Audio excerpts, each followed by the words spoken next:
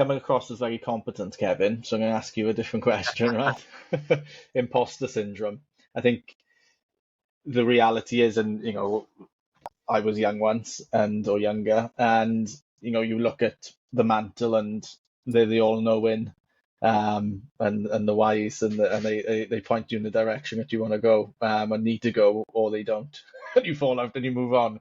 But imposter syndrome, mate, it sort of gets overlooked that people have not felt that along the way, right? So I want to ask you, how have you managed to feel comfortable in uncomfortable environments, or finding comfort in discomfort to sort of push yourself on? How do you manage So that? I guess got like a couple of sides to this one. So I think part of it is, in any time you want to grow, you've got to put yourself in a position that you're a bit uncomfortable in, right? Mm-hmm. If you want to get good at public speaking and you don't really like public speaking, the best way to get better at public speaking is to go and do some public speaking.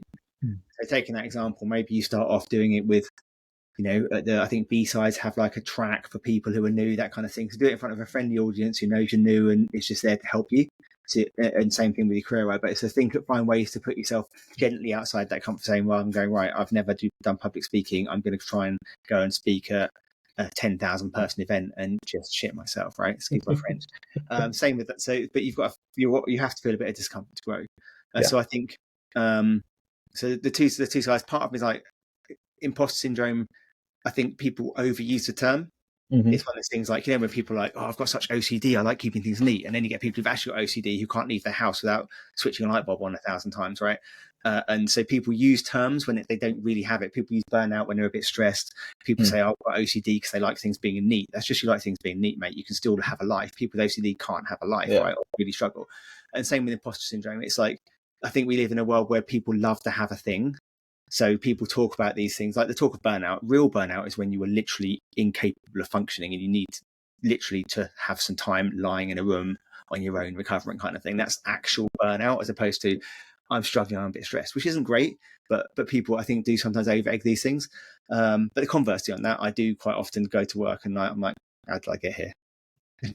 So there is a thing, and I think that's a good thing. I think if you let it drive you, so it's like, hey, how did I get here? I've got a lot of responsibility. I better do a bloody good job then. So pull your socks up and prove you can do it.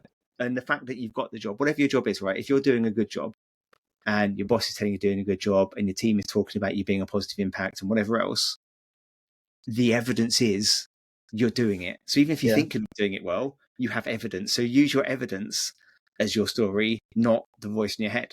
And obviously, if you're new to it, you haven't got evidence, but you can ease into it and try things out, right? So, and use it to drive you, and use it to, like, the minute you're like, I'm the best, I'm amazing, life's great, you're going to fall off. It's like you see it in again, going back to sports, you see some people get to the top of a sport and have a world title or whatever, and then they fall apart because complacency sets in, right? Like Conor McGregor, right? As a great example in UFC, UFC, absolutely came on the scene, changed the sport. First person in the UFC to have titles at 2 weight classes, I think. Certainly one of the first. All of this cool stuff, right? But then got rich, got famous, started being, look at me, I'm so amazing, and fell off the rails and has lost the last 5 fights, even though he still thinks he's the best fighter ever, right? So, and don't hold me on those numbers. I might be wrong on those numbers, but it's been not an awesome few years in terms of his fight. And then you see other people who get to the top, but they are always like, I could do better, I need to push more. The minute they get the person with the what's that famous quarterback in America, the one that won like 9 or 10, it's not like he doesn't want one. Every time he's won one, it's like, done it, put it away. Where do I get that? How do I get the next one? How do I get the next? And they just push themselves, and that's what you need to drive yourself. Never think you're the best, because there's always going to be someone chomping at your heels. As we touched on at the start, there's always going to be something new to learn. There's going to be a new attack. Your company's going to buy another company, go into a new market, purchase new technology, have some technology that's gone out of date. Things are constantly changing, so you're never going to know it all. So use that. If you do have that bit of imposter syndrome, or how did I get here? Do I deserve this? Am I good enough? Use that to drive you to be good. Don't use it to hold you back, because the only time you ever get better is when you think you're not good enough and you push yourself. If you only ever do things you know you can do, you'll stay in the same job forever. You'll stay in the B-size new person track forever, because it's like, hey, the only talk I can do is this talk to 4 people that are really a really nice audience, rather than I've done that now, let's go and do one to a bigger one. Let's go and do something to an audience that's a bit more challenging. Let's go and push it out there. Same with your job. So I think imposter syndrome, if you genuinely have it, and really, really struggle, try to use it just try to use it as a positive thing of it will drive you to be better, but don't let it consume you, I guess. Yeah. But yeah, I don't know if I have imposter syndrome, but I definitely do. I used to hate public speaking. I'm still not a huge fan of it. And I do still turn up to work and go, how on earth did I get here? Even though it's my third gig doing it and my team have given me good feedback, I'm still like, what am I doing here? They've given me like budget and responsibility. Do you know what I mean? Yeah. So I think it's just like, look, just use it to drive yourself and use it as a positive thing that, hey, the evidence I'm doing it right. If you're in your second or third year of any role and you're getting good feedback, you've got evidence. Yeah. Right? So look at the evidence and try and look at actually what's happening rather than what you're thinking is happening, I guess. Yeah, no, fair. It's really good advice. It's something I suppose subconsciously I've done is with the alliances, without talking about what me, it's not about me, but it's a great opportunity to progress the industry on. We all know that there's legacy platforms out there which were born off the back of people wanting to learn and the loneliness of certain roles, any sort of C-level role, to allow that benchmarking to happen. Now it's dictated to by marketing spend and being the biggest and the best event out there, or whatever the case may be. I like to use that to be different in the market, to push on and to create different services. If they don't work, they don't work, right? I'll still be an imposter at the end of it, right? It doesn't really matter. But at least push yourself and try and get out of that same zone. You know what I mean?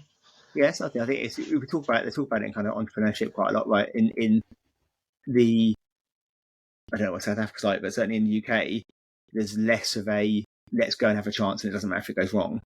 Whereas in the US, they're very much just go for it. Yeah. And if it goes wrong, it's fine. If you've had The three American failures, dream, right? yeah, and it's kind of like, and that is true, right? If you don't try, if you try, you might fail, but if you don't try, you will fail, right? And I think that's a really good way to look at it. It's like, well, if I have a go at this and it doesn't work out, I'll try something else. Mm-hmm. Don't have a go at it, you'll never know, right? So even if you are, I'm going to be terrible at public speaking, get your presentation, practice your talk, go and try it. Mm-hmm. What's the worst going to happen, right? It's a 20-minute talk in front of some, think of security, you go to a security conference, you have a 20-minute chat in front of some security folk. Worst case, it wasn't their best 20 minutes. Nothing bad's going to happen to you. You just go, and you can introduce yourself. Be, oh, this is the first time I've ever done this. So it'd be great to have some feedback, but please be gentle because I've not talked in front of all like this before. Just be open about it. Yeah. And people are mostly going to be kind and kind of let you grow. And same with roles, right? If you are, because a lot of companies will take someone on as their first, taking a CISO example, they don't necessarily expect you to have everything, right? So your very first CISO job, a company, it'll often be at the sort of slightly lower pay end of the CISO world. And it might be a smaller team or slightly lower expectations, or in an industry where there's, so it might not be, you might be lucky to get your first CISO role when you've never done it before in their financial services because there's money at stake or whatever. But fundamentally, they're going to know you're going to grow, right? It's the reason why they're getting you at the lower percent, quartile or whatever it is of the salary range. It's because they're taking a bit of a chance on you stepping up into the role. You're taking a bit of a chance on them because they've not had a CISO before, or they're taking, they might not know exactly what it looks like because they've not done it either. And you learn and grow together. So you can treat all these things as kind of a growth thing where it's like, okay, I've not done it. You're taking me on knowing I've not done it. I've got quite a few years experience. This is what I bring to the table. And we'll grow together, and you can have training. And one of the other key things, I guess, when it comes to building teams, which is slightly aside from the imposter stuff, but you hire people to fill your gaps. So taking me as an example, because I've had more of a technical IT-ish background, if I'm building out as my team grows, I'll make sure I've got people who've got the kind of GRCE and the softer side of stuff as well to bolster that. And if you come from maybe a risk background or a non-security background, you might go, right, I'm really good at teams and budgets and great at talking to execs and things, but I don't necessarily know all the ins and outs of security. So I'll hire really strong technical people that can help me make sure that we have a rounded team. So initial team's just you can round your skills out by hiring the people that are really good at the stuff you're less good at. Yeah. No, it makes sense. It's knowing your weak points as well and knowing your strengths. And again, using the imposter side of things then to progress one area or leverage the skills in there, right? You aren't going to be a master of all, right? Yeah, Kevin, thank you so much for sharing your time. I'm sort of resonating with so much that you've said. and even more so from the community build in the alliances. I recently we're just sort of building our own sort of CRM platform and gone through how many conversations that we've actually had over the last 7 years building the alliances, and is in the thousands, you know. So the conversation that you're having here is just I'm picking points in my time and in my time here at the alliances that your points will resonate for so many. So hopefully they get a chance to hear it. But yeah, thanks very much for the time, Mike. We really appreciate it. No problem. Thank you. Really enjoyed it.